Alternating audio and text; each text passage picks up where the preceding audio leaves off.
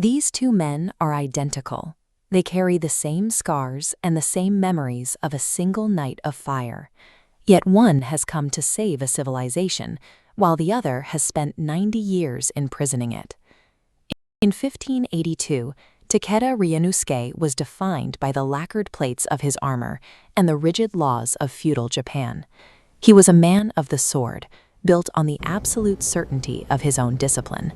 His counterpart occupies a different world, a glass and steel expanse where his face is the only one permitted to hold authority. To understand how one man became both hero and monster, we have to look at the night the steel of his worldview finally snapped. That snap happened here, at Kurogane Shrine. While the provinces around him dissolved into civil war, Ryūnosuke stood among these cedars and watched his home turn to ash. His castle didn't fall to a superior army. It fell because a trusted retainer named Okabe walked to the postern gate and lifted the crossbar for a purse of enemy gold.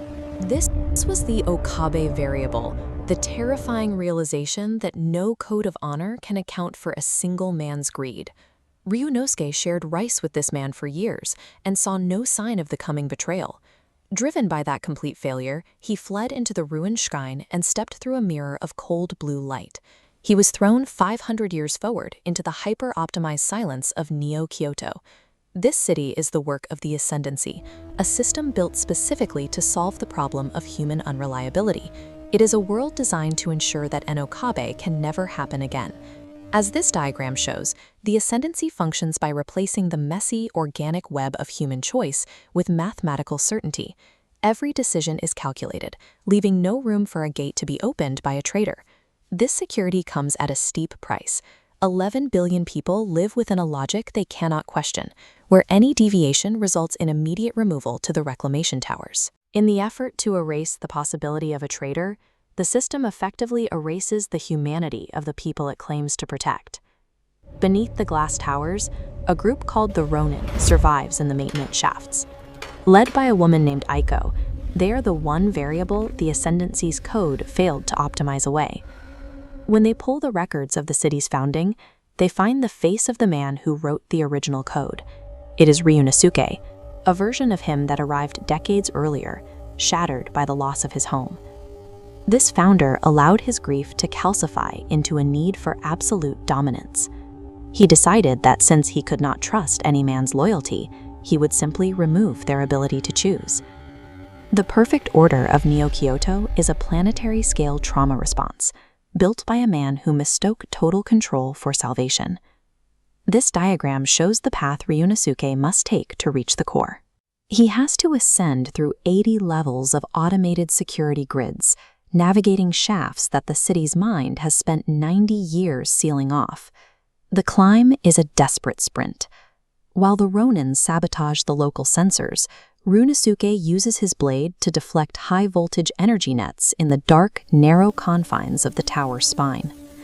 Midway through the ascent, one of their own, a man named Renji, betrays the group to the patrols. He does it to buy his sister's freedom from the towers. Unlike the greed that motivated Okabe, Renji is acting out of a desperate, protective love. It is a human failure that the Ascendancy's rigid logic still cannot predict or prevent. Ryūnosuke recognizes the pattern, but he doesn't retreat into isolation. He stays with Aiko and continues the fight, choosing to risk a second betrayal rather than abandon those who chose to follow him.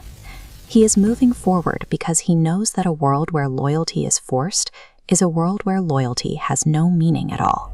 At the tower's crown, Ryūnosuke enters a chamber of sterile white light. There, the founder is suspended in a massive lattice of cables, his life sustained entirely by the machine he created.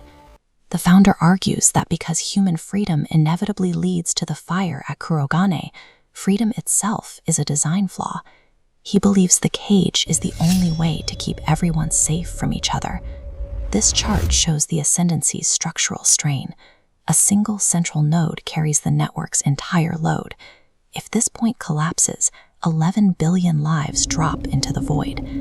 Ryūnosuke forces a release, shattering the core and distributing decision-making across billions of individual hands. The system's ultimate failure wasn't its cruelty, but its solitude. It was a world built to be ruled by one man because he was too afraid to live with the rest of us. The founder finally lets go. Across Neo-Kyoto, the lights of the central AI core fade for the first time in a century, and the city's mechanical mind goes silent. Power transitions instantly from a flawless machine to an unprepared population. Ration grids fail, and water systems in the outer sectors are left without a master. The new reality is messy.